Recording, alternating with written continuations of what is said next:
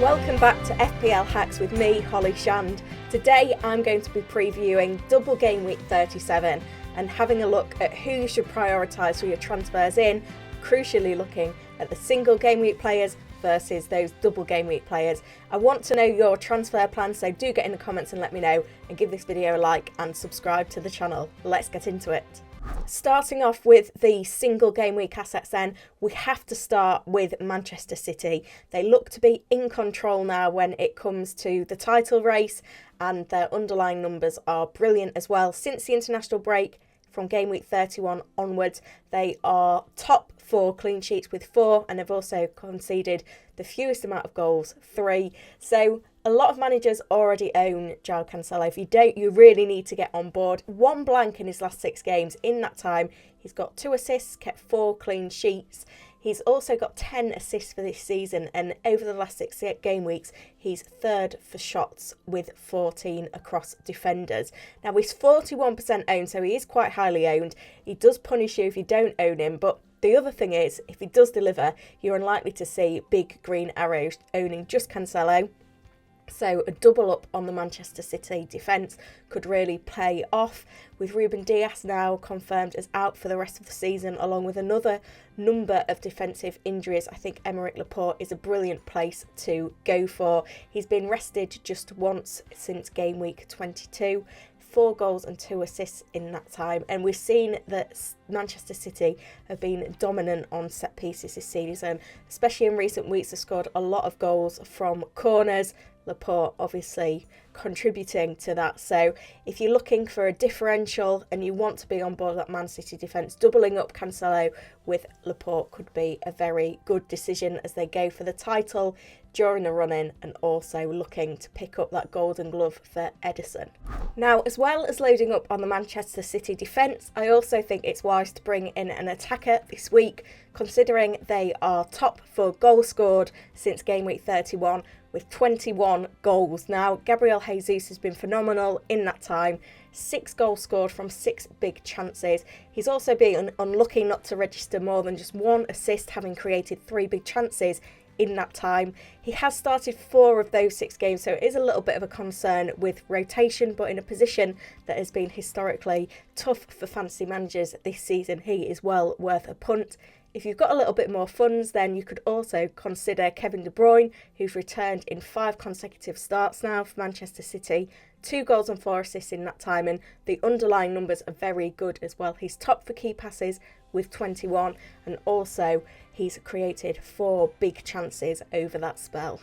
Outside of Manchester City then, 2 sides that are gunning for a top 4 place in Champions League next season are Arsenal and Spurs. That looks to be going right down to the wire, but a couple of assets from those sides that you ought to consider. First of all, Heung-min Son. He is going for the golden boot now. He is on 20 goals this season, just 2 behind Mo Salah. Could we see him on penalties if Spurs win a penalty over the last few game weeks? I wouldn't be surprised, because, you know, it would be phenomenal. The amount of goals he's scored, given that he's not on penalties, it's just incredible. A lot of those coming from open play as well. He's actually the highest scoring player over the last 6 game weeks with 65 points. In that time, he's got 7 goals and 2 assists. He's also top for shots on target with 9, and has created 5 big chances as well. And with Spurs playing for the top 4, we don't need to doubt their motivation. Son is likely to be playing 90 minutes in those fixtures, and Spurs also have their final home game in game week 37, so we can see the Tottenham Hotspur Stadium will be rocking for that fixture. Across to the other side of North London then, and Eddie Nketiah has been a surprise package in the last few game weeks. He started all of the last 5 games with scoring 4 goals in there, and he's still in less than 10% of teams.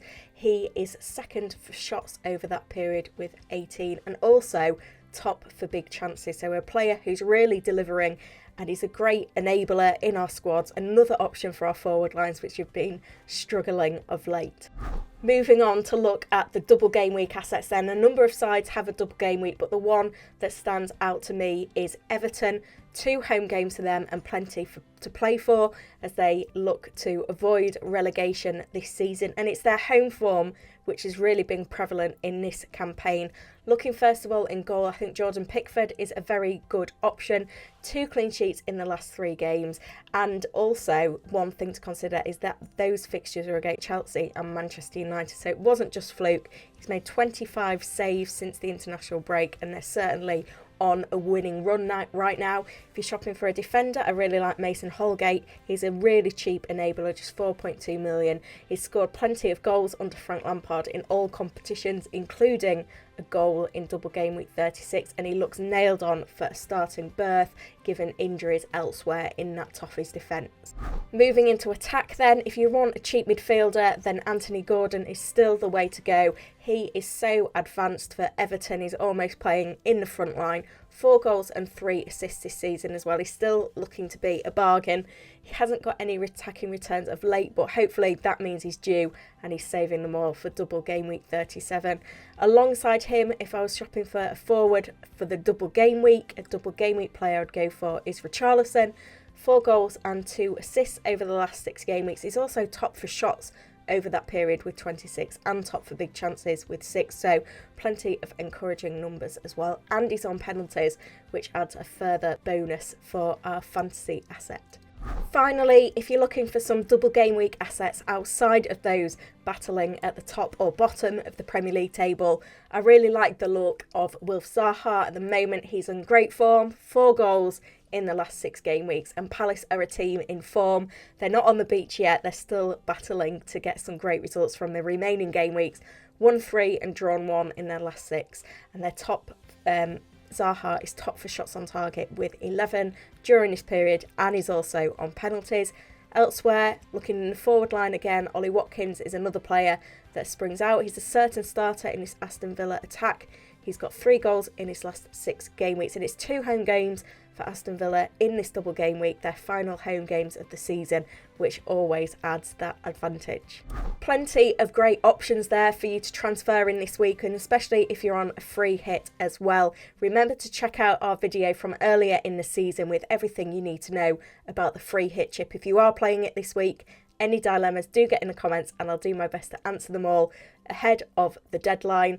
Good luck everyone for FPL Game Week 37.